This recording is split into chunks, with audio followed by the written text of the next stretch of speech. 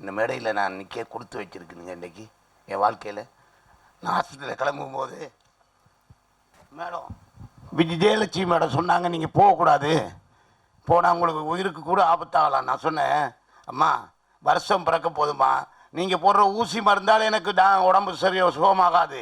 இந்த மேடையில் போய் ஏறினாலே எனக்கு பாதி குணமாயிருமா. இந்த கலைஞர் தாம்மா எனக்கு முக்கியம். நான் இலங்கையிலேருந்து சாகுதான் இலங்கையிலே குண்டடிப்பட்டு செத்துருப்பேன். எத்தனையோ குண்டடிப்பட்டும் உயிர் தப்பி வந்து இன்றைக்கு தமிழ் மக்கள் இலங்கையிலேருந்து வந்து எனக்கு ஆதரவு கொடுத்து இன்றைக்கி நான் நடிகை நான் நிற்கிறேன்னா உண்மையிலே நீங்கள் கொடுத்த பிச்சை தாம்மா. அதை நினச்சி தான் சொல்லிட்டு வந்தேன். அந்த அம்மா அப்படியே அசந்துட்டாங்க, அழுதுட்டாங்க, ரத்தம் ஓடிக்கிட்டே இருக்குது. உங்கள் விருப்பங்க, நீங்கள் போயிட்டு வாங்க, ஒருவேளை அது ஒரு ட்ரீட்மெண்ட்டாக இருக்கலாம் நம்பி அனுப்பினாங்க. நான் நாளைக்கு கொண்டாந்தே போக மாட்டேன். என்னத்துக்கு மேலாக நான் அதிகமாக சோறு சாப்பிட்டேன்னு சொன்னால் நம்ம கே ராஜன் சார் ஷூட்டிங் பாட்டில் தான். ஒரு நாள் ஒரு டீயை ப்ரொடக்ஷனில் சாப்பிட்டுருக்கேன். ப்ரொடக்ஷன் வந்து மண்டையில் அடிச்சுட்டான். ஏன் ஊரெல்லாம் சுற்றிட்டு வந்து ஓசியில் காப்பி குடிக்க வந்தியான்னு. நான் கவலைப்படையில்லை, ஏன்னா அன்றைக்கி நான் யாருன்னு தெரியாது.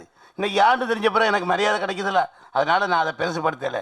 இதை பார்த்துக்கிட்டு இருந்த கே ராஜன் சார் வந்து என்னை கூப்பிட்டு விசாரித்து, இவன் ஒரு இலங்கை தமிழை, அவன் என்றைக்கு வந்தாலும் இந்த இடத்துல சாப்பாடு போடணும்னு சொல்லி பசி பட்டி கிடக்கிற நேரமெல்லாம் எனக்கு சோறு போட்ட மகான் நான் மறக்க முடியாது. அதே மாதிரி கலைஞர் சார் அவர் படத்தில் கூப்பிட்டு வேலை கொடுத்துருக்காரு, இலங்கை தமிழன்னு சொல்லி. எல்லோரும் எங்களுக்கு ஆதரவு கொடுத்துருக்கீங்க. இன்றைக்கி நான் ஒரு நடிகனாக கலைஞனாக உங்கள் மத்தியில் நிற்கிற ரொம்ப பெருமையாக இருக்குது.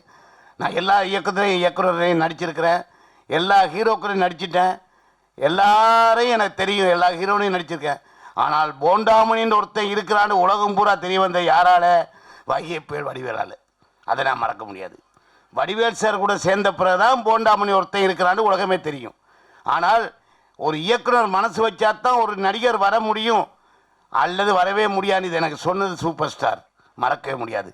இன்றைக்கி என்னுடைய நிலைமையை தெரிஞ்சு ஐஸ்வர் கணேஷ் சார் ஃபோன் பண்ணி எத்தனை லட்சம் செலவாக இருந்தாலும் நான் பார்க்குறேன், கவலைப்படாத, நீ ஆப்ரேஷன் பண்ணுன்னு சொல்லியிருக்காரு.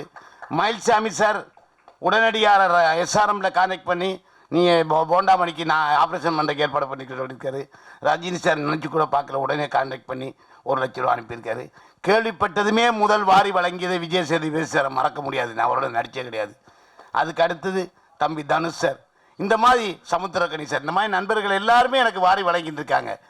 ஏன் நான் சேர்த்து வைக்கல? ஐயா சொன்ன மாதிரி இரவு பகலாக உழைச்சேன், என் குடும்பத்தை பாதுகாத்துக்கிட்டேன். யார்கிட்டையும் 5 வயசாக நான் கையேந்தி நின்றே கிடையாது. நடிக்கும் போது கூட எந்த இயக்குனரை போய் என் புள்ள புட்டிக்கு எதுவும் கொடுங்கன்னு கேட்ட கிடையாது. ஆனால் இன்றைக்கு சூழ்நிலை நான் கையேந்த வேண்டி இருக்குது, கவலைப்படையில்லை. நான் உழைச்சிருக்கிறேன், எல்லார்ட்டையும் வாங்கலாம், தப்பே கிடையாது. இது கையெழுந்துதல் அல்ல, ஒரு தம்பிக்கு நாமெல்லாம் சேர்ந்து உதவி செய்வது.